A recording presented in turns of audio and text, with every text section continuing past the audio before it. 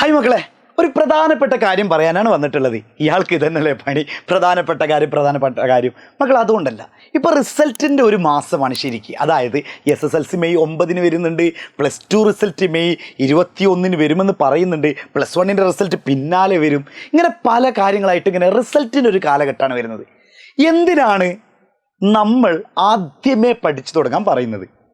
എന്തിനാണ് സാറേ ഞങ്ങൾ ഇത്ര കഷ്ടപ്പെടുന്നത്? തുടക്കം മുതൽ ഞങ്ങൾ ലാസ്റ്റ് പഠിച്ചിട്ട് തന്നെ ഇത്രയും കാലം നല്ല മാർക്ക് വാങ്ങിയിട്ടുണ്ടല്ലോ. ഇല്ലയെന്ന് ഞാൻ പറയുന്നില്ല. അപ്പം ഞാനൊക്കെ ആ കൂട്ടത്തിലുള്ള ഒരാളെന്നായിരുന്നു. അതായത് ലാസ്റ്റ് എക്സാമിൻ്റെ തലേന്നൊരു കാര്യമായിട്ടുള്ള നോക്കലാണ്, അല്ലെങ്കിൽ ശനി ഞായറൊക്കെ കിട്ടുമ്പോൾ ആ സമയത്ത് നല്ല നോക്കും.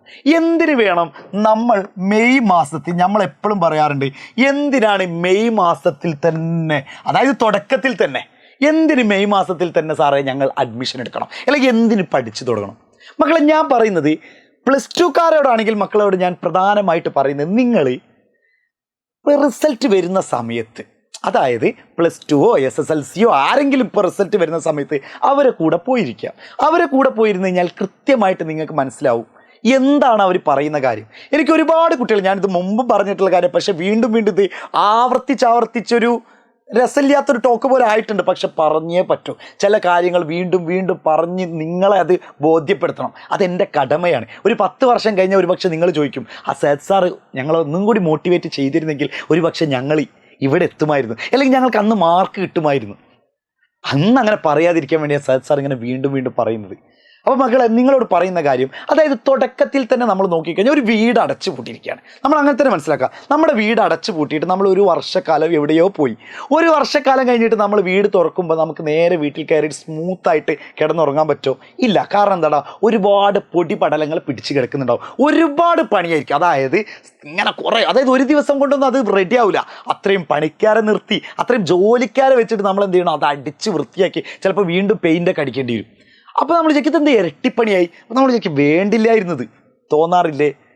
അത് തന്നെയാണ് നമ്മളിവിടെ പറയുന്നത്. അതായത് നമ്മൾ ഡെയിലി ഒരു വീട് വൃത്തിയാക്കി കഴിഞ്ഞാൽ നമുക്കത് വലിയ പ്രശ്നം ഉണ്ടാവില്ല. ഡെയിലി ഒരു 5 മിനിറ്റ് ചെയ്യാനുണ്ടാവുള്ളൂ ചിലപ്പോൾ വീട് വൃത്തിയാക്കാൻ. അതേപോലെ തന്നെ മക്കളെ, നിങ്ങൾ ഒരു ദിവസത്തെ 24 മണിക്കൂറിൽ 24 മണിക്കൂറുണ്ട്. അതിൽ 24 മണിക്കൂർ ഞാൻ മാറ്റി വെക്കാൻ പറയുന്നില്ല. അതൊക്കെ സമയം നമുക്ക് എക്സാമൊക്കെ എടുക്കുമ്പോൾ 24 മണിക്കൂറല്ല, ഒരു 3 മണിക്കൂറൊക്കെ അപ്പം മാറ്റിക്കോ. ഇപ്പം മക്കളൊരു 1 അവർ വെച്ചിട്ട് നിങ്ങൾ മാറ്റി വെക്കാൻ തയ്യാറുണ്ടോ? അതിന് വേണ്ടിയിട്ടാണ് നമ്മൾ നിങ്ങളോട് പറയുന്നത്. നമ്മൾ കൃത്യമായിട്ടുള്ള കുറച്ച് ഷെഡ്യൂളുകളാണ് നമ്മളെ സൂപ്പർ ബാച്ചിലൂടെ നിങ്ങൾക്ക് തരുന്നത്. ആ സൂപ്പർ ബാച്ചിൽ ജോയിൻ ചെയ്യാൻ സാറേ ഫീസ് വേണ്ടെന്നായിരിക്കും നിങ്ങൾ പറയുന്നത്. മക്കളെ, ഫീസ് വേണം. പക്ഷെ നമ്മൾ എത്ര ചെറിയ പൈസകൾ വെറുതെ കളയുന്നുണ്ട്. അതായത് വെറുതെ എന്ന് പറയുമ്പോൾ അത് ഓരോരുത്തർക്കും ഓരോ രീതിയാണ്. ചിലർ മേക്കപ്പ് വാങ്ങിയിട്ട്, അപ്പോൾ സാറേ മേക്കപ്പ് വേണ്ടേ?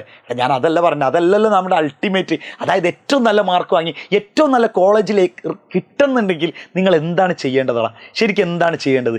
അപ്പം നിങ്ങൾ മനസ്സിലാക്കേണ്ടത്, ഇതിനൊക്കെ കൂടിയാണ് ഞാൻ മെയ് മാസത്തിൽ തന്നെ നിങ്ങൾ ജോയിൻ ചെയ്യണം, അല്ലെങ്കിൽ തുടക്കത്തിൽ തന്നെ ജോയിൻ ചെയ്യണമെന്ന് എപ്പോഴും പറയുന്നത്. ഇത് സേത് സാറിൻ്റെ വാക്കാണ്. നിങ്ങളുടെ റിസൾട്ട് വരുമ്പോൾ നിങ്ങളും ഇതേപോലെ റിസൾട്ടിൻ്റെ ആ ഫോണിൻ്റെ സ്ക്രീനിൻ്റെ മുന്നിലിരുന്ന് നിങ്ങൾ പറയും, മുമ്പെപ്പോഴോ സേത് സാർ ഇങ്ങനൊരു വാക്ക് പറഞ്ഞിരുന്നു, തുടക്കത്തിലേ പഠിച്ചു തുടങ്ങിയാൽ മതിയായിരുന്നു. മക്കളെ, വൈകിട്ടില്ല. പോയ ബസ്സിനെ നോക്കിയിട്ട് പോയല്ലോ എന്ന് നോക്കുന്നതിനേക്കാളും നല്ലത് ആ ബസ് പോകുന്നതിന് മുമ്പ് നിങ്ങൾ ബസ് സ്റ്റോപ്പിലെത്തി ബസ്സിന് കൈ കാണിച്ച് യാതൊരു കിതപ്പുമില്ലാതെ ആ ബസ്സിൽ കയറിക്കൊണ്ട് സ്മൂത്തായി യാത്ര ചെയ്യുന്നതല്ലേ നല്ലത്. ബസ് പോയി കഴിഞ്ഞാൽ ഒരുപക്ഷെ ആ ബസ് കിട്ടാൻ വളരെ പ്രയാസമായിരിക്കും. നിങ്ങൾ മനസ്സിലാക്കുക. സേത് സാറിൻ്റെ ഈ വാക്ക് നിങ്ങൾ ഉൾക്കൊള്ളാൻ ശ്രമിക്കുക. വേണമെങ്കിൽ ഇതിലെ വിടാം, അല്ലെങ്കിൽ അക്സെപ്റ്റ് ചെയ്ത് നമ്മുടെ സൂപ്പർ ബാച്ച് നിങ്ങൾക്കായിട്ട് കൃത്യമായ ഷെഡ്യൂളും കൃത്യമായ മെൻറ്റർഷിപ്പ് തരുന്നുണ്ട്. മക്കളെ, എങ്ങനെയാണ് ജോയിൻ ചെയ്യേണ്ടത്? താഴെ കാണുന്ന നമ്പറിലേക്ക് നിങ്ങൾ ജസ്റ്റ് ഒന്ന് കോൺടാക്റ്റ് ചെയ്യുക.